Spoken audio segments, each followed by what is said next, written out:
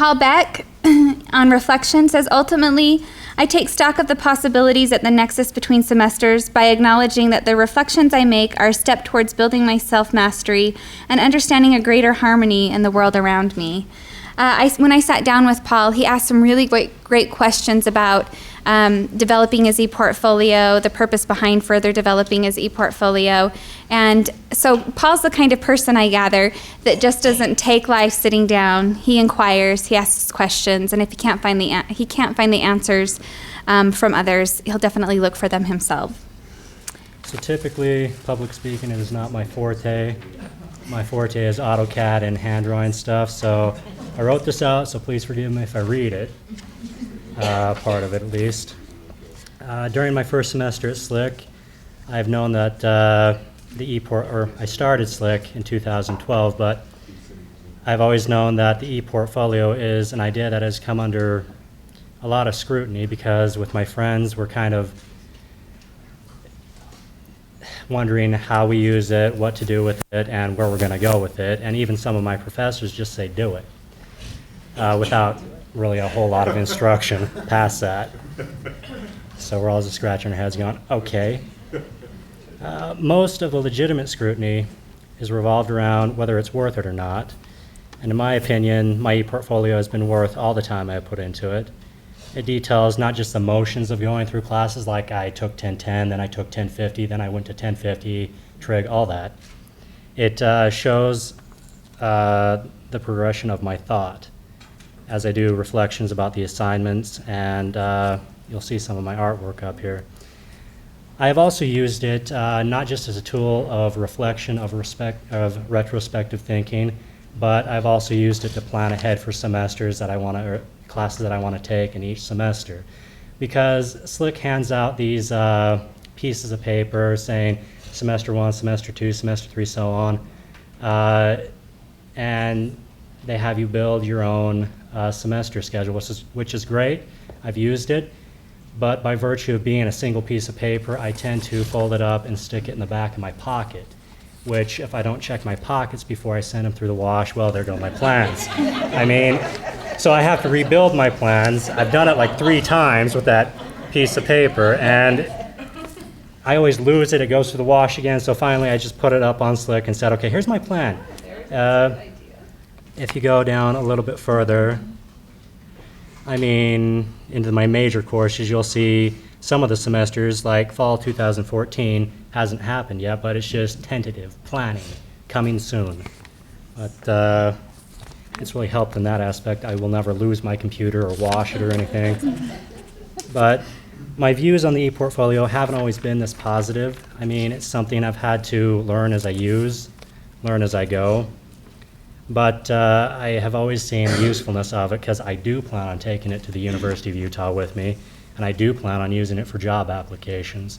However, that being said, the job application bit, I remember the first assignment I was getting ready to post on my newly structured ePortfolio for Math 1010, and the conversation I had with my study group in that class about it.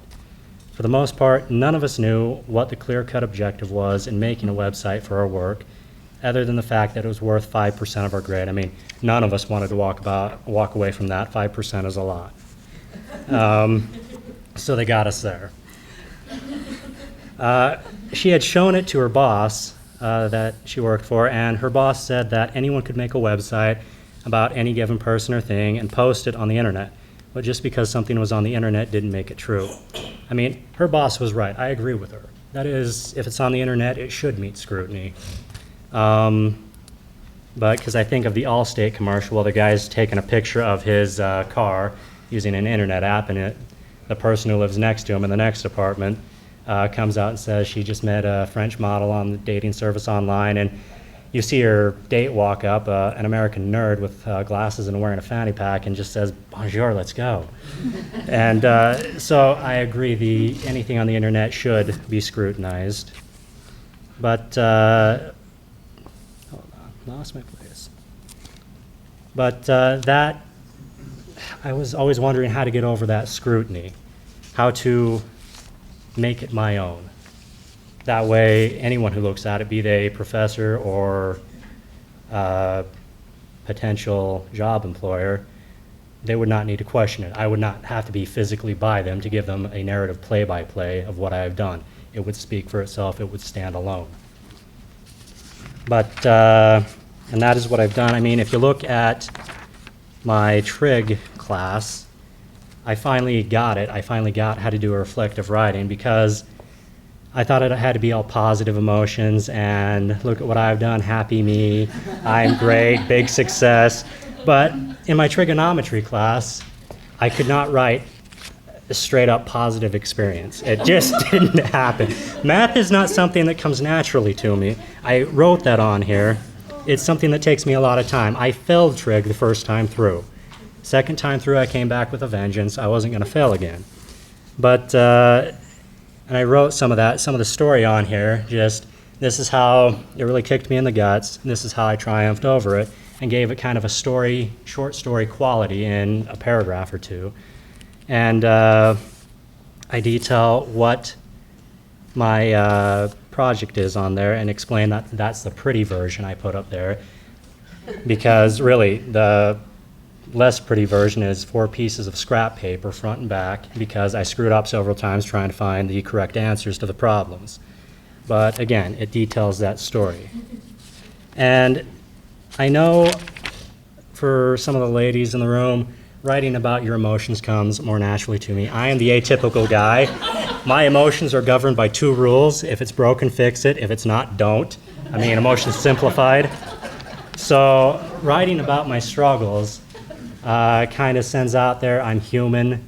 This isn't something that's fabricated. It's as real as I am, and telling that story. Again, having that idea, I went back and rewrote some of the reflections for my basic drawing and architectural graphics class where my artwork is at. Yeah, it's technically a part of my major, I know, but it is still very much a part of me. It is still how I capture my ePortfolio and make it unique. And because one of the stories I have in my architectural graphics class, my teacher was Norman Clark. I like him a lot, but he had us doing entourage, which is technically the things that go around buildings in an art piece. It's not the building or the structure itself. And I'm just going, so how am I going to use this? What the heck? But, and trees, drawing trees.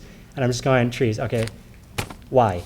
Because I went up to him, I'm like, okay, here are the trees I've drawn, and you say, oh, this looks better, do this a little bit differently, make it better, make it more professional. I'm just going, okay. But by the 5th or 6th time, I'm going, come on, I'm fuming, I'm done. But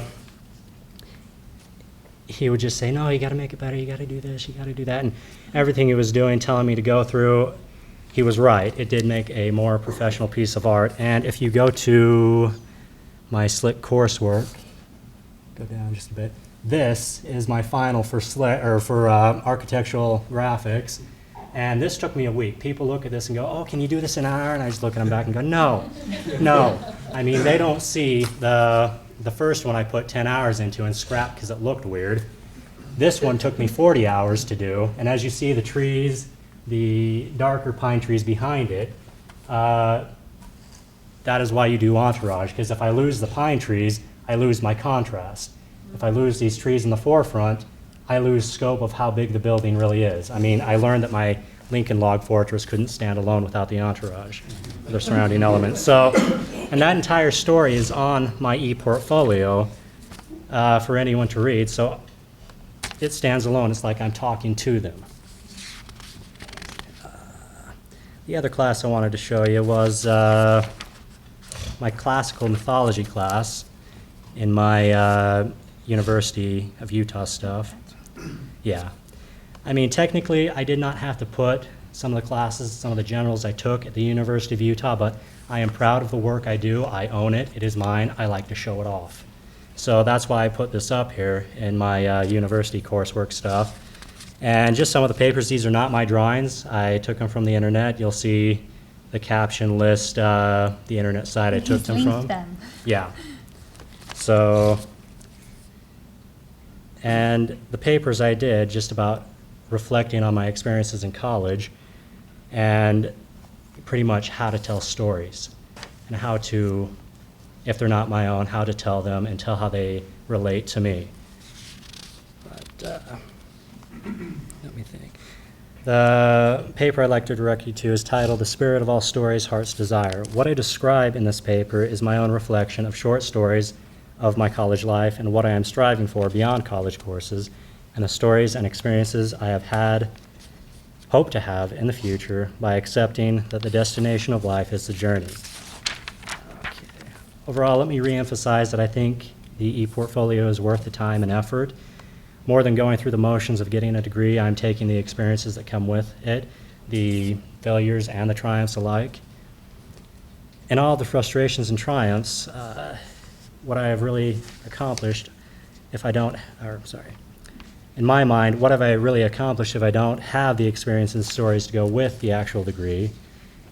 And I also ask myself, is it bad to show future employers the experiences I bring to the work itself? And just going through school should not be a blind object to me. You should be working towards something. You should feel something. And moreover, you should own it. And that's what my ePortfolio does for me. So, and anyone who, it's how I overcome the scrutiny of this is an internet site, prove to me it's yours. I learned this trick in, argument of analysis class. When a burden of proof comes, you can reverse the burden of proof. That's what I've done here. When people ask, is this your internet site? I say, take a look at it, look at my art, look at my writing, look at my reflections, prove to me that it is not mine. That way, burden of proof is switched to them. And that's what I think of the ePortfolio. I've enjoyed doing it a lot, and thank you for this opportunity.